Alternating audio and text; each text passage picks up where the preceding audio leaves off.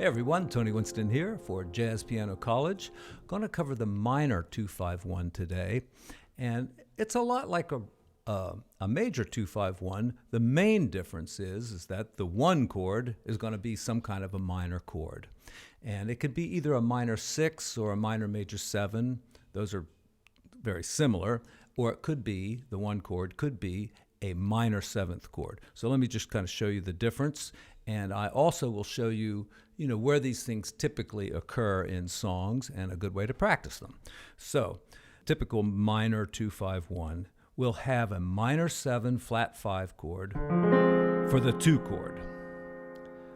Okay, so we can spread this out a little bit because I'm going to be using open voicings today. So I'll play it like this, and then the 5 chord will be a dominant chord, of course. A 5 chord is always a dominant chord, and unless it isn't, but typically when you say a 5 chord, you mean a dominant chord. So it's a dominant chord, but it's going to have some altered tensions usually in it, like a flat 9 or a sharp 9, maybe a sharp 9 and a flat 13. And then it will go to either a minor 6 chord or a minor 7th chord. Okay? And there's definite, if you're in a minor key, and typically you're going to end on a minor 6 chord or a minor major 7th, usually a minor 6th. Or if you're in a major key and then you're working your way down to the 6th chord, it's just going to be a minor 7th chord, something like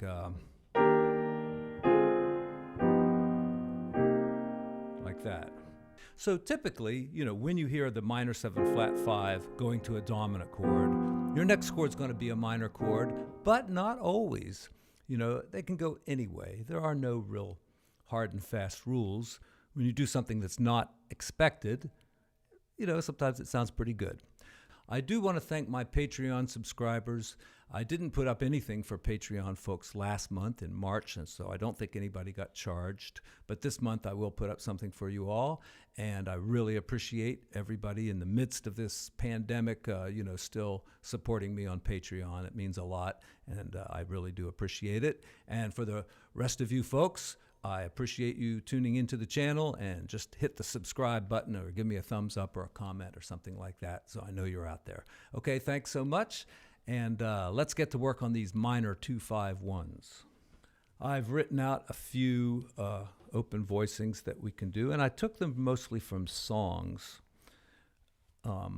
So, like for instance, The Autumn Leaves. You can say this is in a minor key, and I'll cover this example in 2 different keys because in the real book, it's written in the key of like E minor. So, and let's just think towards the end of the song. Then I miss you most of all, my darling.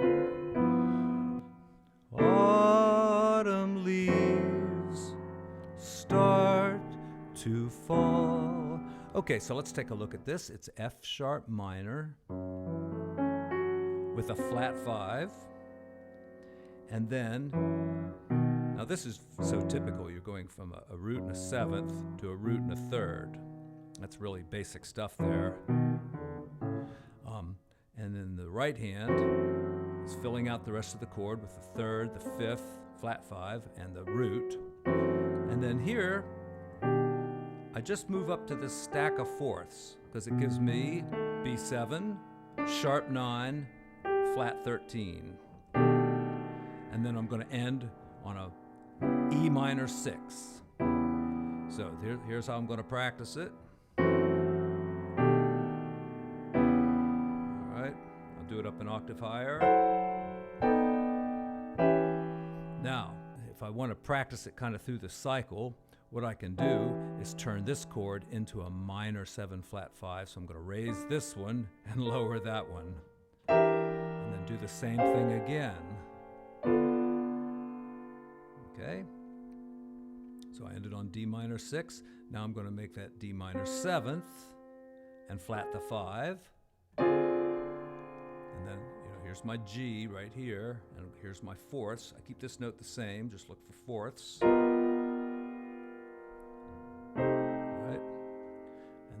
once again.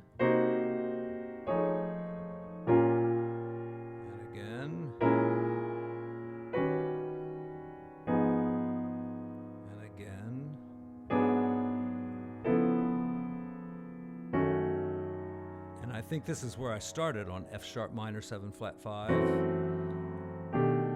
going to E minor. So you might think that you covered all 12 of them, but really that was only 6 of them. So what we have to do is go a half step here. So let's go a half step to F minor 7. Instead of E minor 7 flat 5, we'll go to F minor 7 flat 5. Getting a little low, so let me do that an octave higher. All right, and then I turn that into my 2 chord by going to the 7th, flatting the 5, and I have a minor 7 flat 5 here.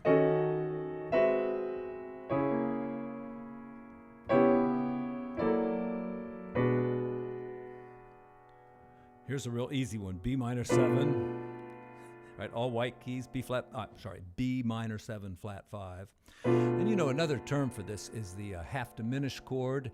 And you know, you can make a chord symbol just by putting the little circle for diminished and then putting a diagonal line through it, and that gives you the half diminished. And that means a minor 7 flat 5. And most jazz musicians, I think, prefer to see that because it's just quicker. You know, if you're reading chords really quickly, if you read a chord that says G7 with a flat 13 and a sharp 9, you know, that takes a lot of thought, but if you just see that little symbol, you know what to do. So here it is, B minor 7, flat 5. I'll just move up to my 4ths, and my root, my 3rd down there. All right, and then we'll do the same thing.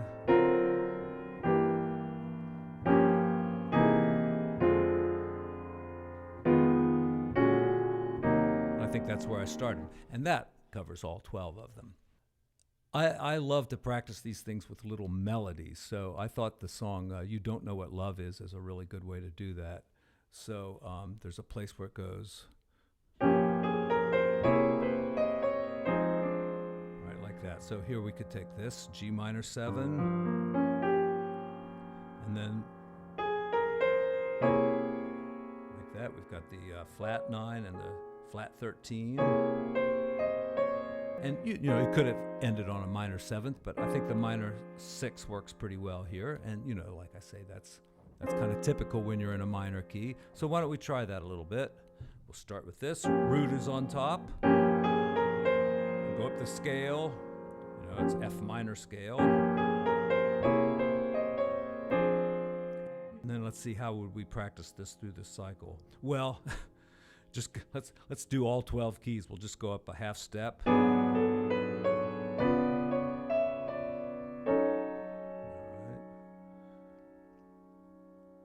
So what did I start on there? I start on G. So I gotta go up a minor 3rd to start the next one.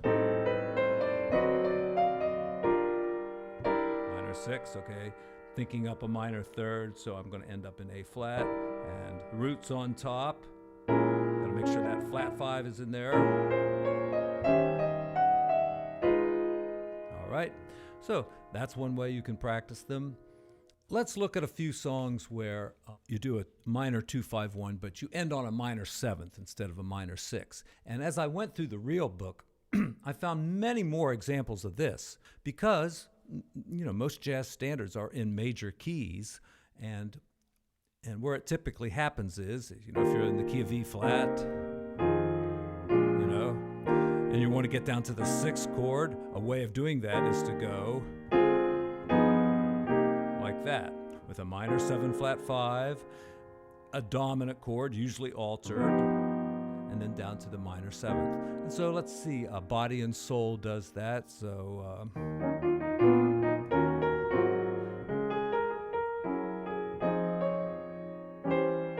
right here.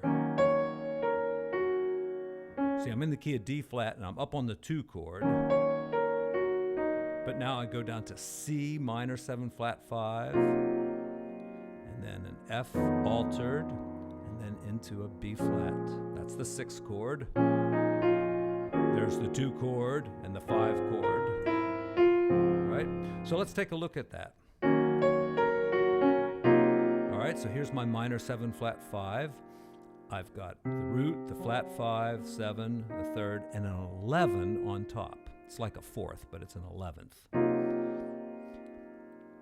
And then for my dominant chord, I went F7, and I played a B7. Here's B, here B, B7. Put these two notes on the bottom, and play that. Now, if you do that, you'll get an altered dominant, because what do you have? You have a flat 9. That's the third. That's the sharp 11. See, if you have a regular 9, you can't call it an altered chord. It has to be a flat 9 or a sharp 9. A sharp 11. That's sharp 11. I guess I could have put the flat 13 in instead, but I like that B7 chord there. So I went from here to B flat minor. Now, I got an interesting question the other day. Somebody was asking me, what's the rule on doubling notes? Okay, well, there is no rule about it. You can double a note just to fill out the chord more, or to emphasize maybe a particular note by doubling it. But let me show you another reason to double a note. So no doubled notes here, right? I've got 5 unique notes here.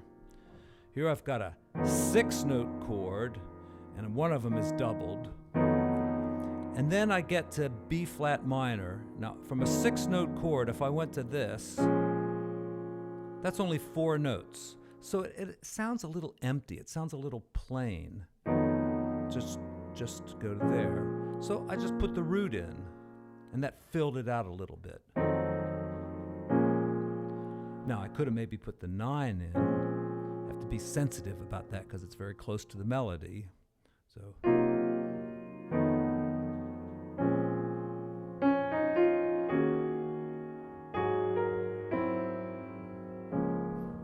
So that's a good spot, body and soul. Piano is a great solo instrument, and you can really, do just about anything on it.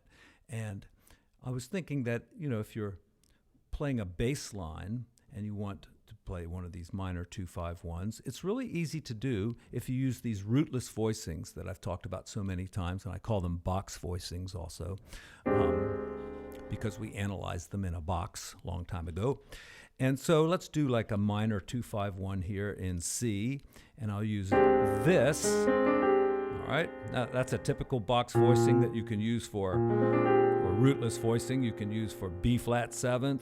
You can use it for E altered. You can use it for F minor 6. You can use it for D minor 7 flat 5, and that's what I'm going to use it for right now. And I'm going to go up to this one for G altered. All right.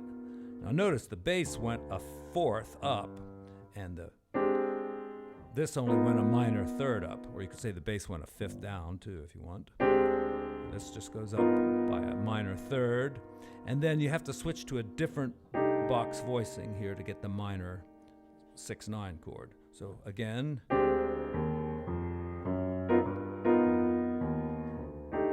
All right, take it up to, let's take it up to E minor. Now you can walk up through the 9 there like that, or you can go like that.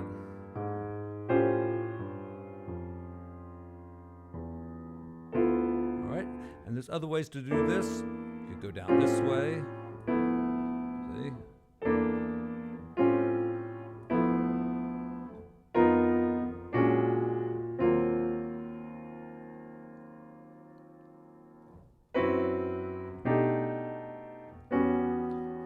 Or, even if you're doing like stride, if you want to use a flat 5, an altered,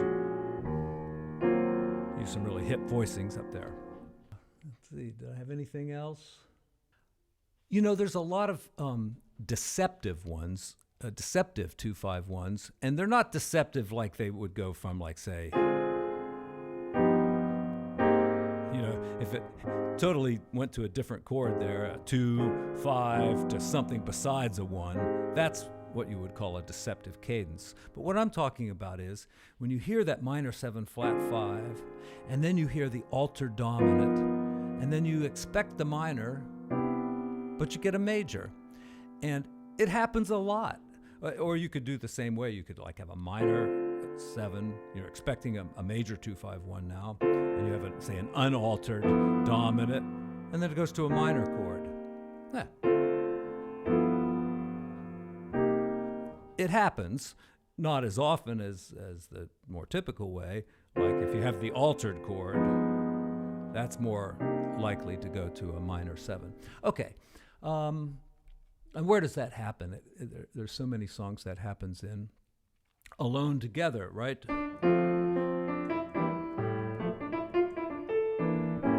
So there's, minor 2-5-1s. You could do another one here to get to G minor. And then you got some random 2-5s here. And then you have the minor 7 flat 5. Here it comes. Goes to D major for a couple of bars. So that's, one of the cool features about that song. Stevie Wonder's You Are the Sunshine of My Life. In the bridge, where it goes, you must have known that I was lonely. The B minor, and then an altered chord, and then a major chord. And then he does like a regular 2-5, a little alteration, and goes to the minor chord there. So he's kind of like got 2 deceptive ones right there back to back. I thought that was pretty cool. And an even more common one here, or popular one, is Stella by Starlight. Now there's a really deceptive one because it went someplace you didn't expect.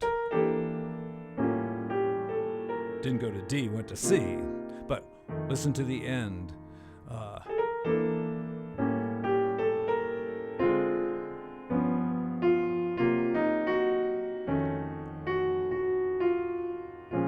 See, I mean, you know the song, so you know that's not right. It's supposed to go to a B flat major. But if you didn't know the song, you'd really more, after all those minor 2-5-1s or minor 2-5s, with the half diminished and the altered,